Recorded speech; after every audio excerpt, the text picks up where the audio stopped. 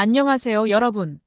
저는 하버드 대학에서 세계사를 공부하고 있는 수진이에요. 오늘은 제가 직접 경험한 이야기를 들려드리려고 해요. 어느 날 세계사 시간에 저와 중국인 친구 리우가 뜨거운 토론을 벌인 적이 있었어요. 세계사 시간의 주제는 동아시아의 역사와 문화였어요. 다양한 국적의 친구들이 모여서 각자의 역사적 견해를 나누는 자리였죠. 저는 항상 한국의 역사와 문화를 자랑스럽게 생각해왔기에 이번 주제에 큰 기대를 가지고 있었어요. 수업이 시작되자 교수님은 우리에게 각자 자국의 역사와 문화에 대해 발표하도록 했어요. 리우는 먼저 발표를 시작했어요. 그는 중국의 찬란한 역사와 문화를 자랑하며 특히 한자와 고대 문명의 발전에 대해 이야기했어요. 그의 발표는 매우 인상적이었고 다른 학생들도 고개를 끄덕이며 그의 말을 경청했어요. 제가 발표를 시작했을 때 저는 한국의 독자적인 역사와 문화를 강조하며 이야기를 풀어나갔어요. 여러분, 한국은 삼국시대부터 시작해 조선시대에 이르기까지 독자적인 문명과 문화를 발전시켜왔습니다. 특히 한글은 세종대왕이 창제한 독특한 문자로 전 세계적으로도 그 우수성이 인정받고 있습니다. 제 발표가 끝나자 학생들은 박수를 보내며 흥미롭게 저를 바라봤어요. 그런데 그때 리우가 손을 들고 질문을 던졌어요. 수진, 방금 내가 말한 한글에 대해 좀 더 설명해 줄 수 있겠니? 한글이 중국의 한자와는 어떻게 다른지 구체적으로 알고 싶어. 저는 고개를 끄덕이며 대답했어요. 한글은 한국의 독창적인 문자 체계로 세종대왕이 백성들이 쉽게 배울 수 있도록 창제한 글자야. 반면 한자는 수천 년 동안 발전해온 복잡한 상형 문자 체계지.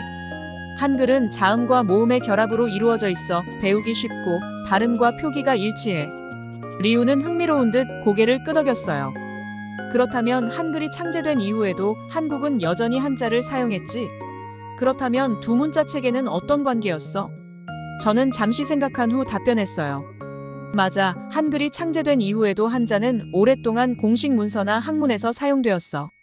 하지만 한글은 점차 일상생활에서 널리 쓰이게 되었고 결국에는 한국어 표기의 주된 수단이 되었지. 한글은 한국인의 자부심이자 문화적 정체성의 중요한 부분이야. 토론은 계속해서 이어졌고 다른 학생들도 우리 둘의 논쟁에 흥미를 느끼며 귀를 기울이기 시작했어요. 리우는 다시 질문을 던졌어요. 수진, 그렇다면 한국의 문화가 중국의 영향을 받은 부분은 어떻게 생각해? 불교나 유교 같은 것들도 모두 중국에서 전래된 것들이잖아. 저는 이에 대해 반박했어요. 물론 중국의 영향이 있었지만 한국은 그 영향을 받아 독자적인 문화를 발전시켜왔어. 예를 들어 불교는 중국을 거쳐 한국에 전래되었지만 한국에서는 독자적인 불교 문화를 발전시켰지. 그리고 유교 역시 한국에서 독특한 형태로 발전해왔어. 토론은 점차 깊어졌고 다른 학생들도 우리 대화에 집중하며 흥미롭게 지켜봤어요. 저는 우리가 곧 민감한 주제에 도달할 것임을 예감했어요. 긴장감이 서서히 고조되며 우리는 점점 더 깊은 역사적 논쟁 속으로 빠져들어갔어요. 리우와 저의 토론은 점점 더 깊어졌어요. 그러던 중 리우가 조심스럽게 말을 꺼냈어요.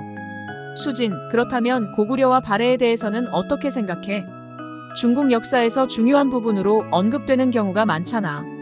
순간 강의실은 조용해졌어요. 다른 학생들도 우리가 이 주제를 다루게 될 것을 예감한 듯 모두 집중했어요. 저는 잠시 생각에 잠겼다가 차분하게 대답했어요. 고구려와 발해는 한국 역사에서 매우 중요한 왕조야. 그들은 독립된 문명을 이루었고 중국의 일부로 볼 수는 없어.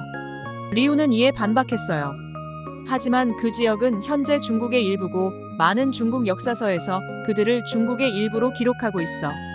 동북공정 프로젝트도 그 점을 강조하고 있잖아.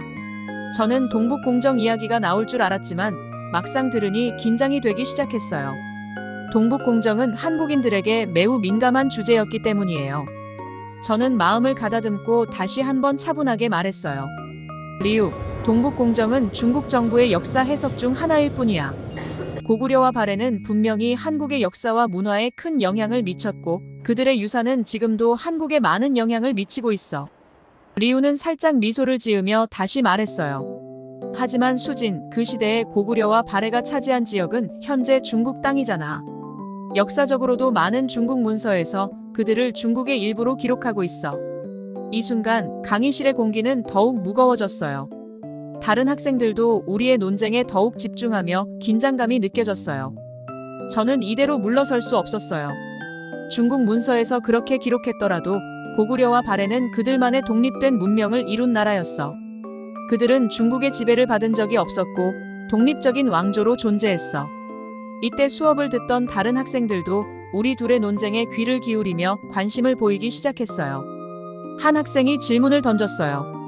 그럼 고구려와 발해의 유적과 유물들은 현재 어느 나라에 더 많이 있나요? 저는 이 질문이 중요한 분기점이 될 수 있다고 생각했어요. 이제는 정말로 우리가 가지고 있는 증거들을 바탕으로 설득해야 할 때였죠. 위기감을 느끼며 저는 더욱 결연한 자세로 토론에 임하게 되었어요. 많은 고구려와 발해의 유적들은 현재 북한과 중국에 위치해 있어. 하지만 그들의 문화와 역사는 분명 한국의 중요한 부분이야. 그들의 언어, 문화, 그리고 전통은 지금의 한국과 깊은 연관이 있어. 제가 대답했어요. 리우도 이에 대해 반박했어요. 그렇다면 그 유적들이 위치한 지역이 현재 중국에 있다면 중국의 역사로 보는 것이 맞지 않을까? 이때 저는 생각에 잠겼어요. 리우의 주장에도 일리가 있었지만 역사란 단순히 지리적인 위치로만 판단할 수 없는 복잡한 문제였어요. 그래서 저는 이렇게 말했어요. 역사는 단순히 현재의 지리적 위치만으로 판단할 수 없어. 중요한 것은 그 시대의 사람들과 그들의 문화가 어떤 영향을 미쳤는지야. 고구려와 발해는 분명 한국의 역사적 정체성에 큰 영향을 미쳤어. 토론이 더욱 격렬해지자 강의실의 분위기는 한층 더 긴장감으로 가득 차게 되었어요. 리우는 동북공정의 정당성을 주장하며 고구려와 발해의 유적이 중국 영토에 있다는 점을 강조했어요. 수진, 고구려와 발해의 유적이 중국에 많이 남아있다는 사실은 그들이 중국 역사에 속했다는 강력한 증거야. 동북공정은 그들의 역사를 재조명하고 중국의 일부로 인정하는 중요한 작업이야. 리우는 자신감 있게 말했어요. 저는 이대로 물러설 수 없었어요. 리우, 동북공정은 단지 중국의 역사적 해석일 뿐이야. 고구려와 발해는 독립된 문명을 가지고 있었고 그들의 문화와 역사는 한국의 중요한 일부야. 그들의 언어, 문화, 그리고 전통은 현재의 한국과 밀접하게 연관되어 있어. 그러던 중 다른 학생들 중 한 명이 손을 들고 질문했어요. 동북공정이란 정확히 무엇인가요? 그리고 왜 이렇게 논란이 되는 거죠? 저는 기회를 잡고 동북공정의 문제점을 설명하기로 했어요. 동북공정은 중국이 고구려와 발해를 중국의 역사로 편입시키기 위해 진행하는 연구 프로젝트예요. 하지만 이 프로젝트는 역사적 사실을 왜곡하고 한국의 역사를 침해한다는 비판을 받고 있어요. 고구려와 발해는 중국의 일부가 아닌 독립된 국가로서 한국 역사에서 중요한 역할을 했죠. 리우는 이에 대해 반박했어요. 그렇다면 고구려와 발해가 중국의 일부라는 증거를 무시할 수 없잖아. 역사란 복잡하고 다층적인 문제니까 다양한 해석이 존재할 수 있다고 봐. 저는 한층 더 차분하게 말했어요. 리우, 다양한 해석이 존재할 수 있다는 점에는 동의해. 하지만 중요한 것은 역사적 사실을 왜곡하지 않고 있는 그대로 받아들이는 거야. 고구려와 발해는 분명히 한국의 역사적 정체성에 큰 영향을 미쳤어. 그 순간 교수님이 우리 토론에 개입했어요. 좋습니다. 수진과 리우의 토론은 매우 흥미롭고 중요한 논점을 다루고 있군요. 동북공정은 분명 복잡한 문제이고 다양한 관점에서 논의될 수 있습니다. 하지만 중요한 것은 서로의 의견을 존중하며 건설적인 토론을 이어가는 것입니다.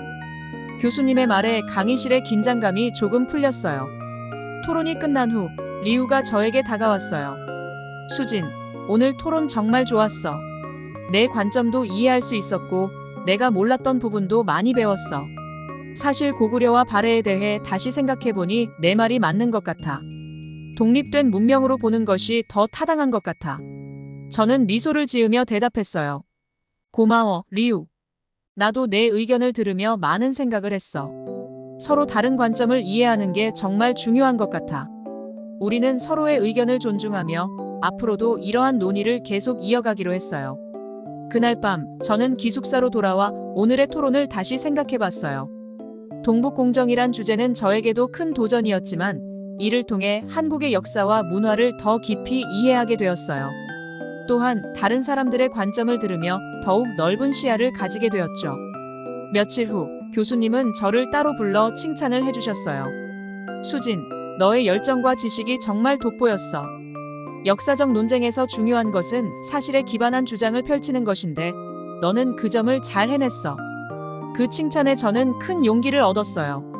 한국의 역사와 문화를 지키고 세계에 알리는 일이 얼마나 중요한지 다시 한번 깨달았죠.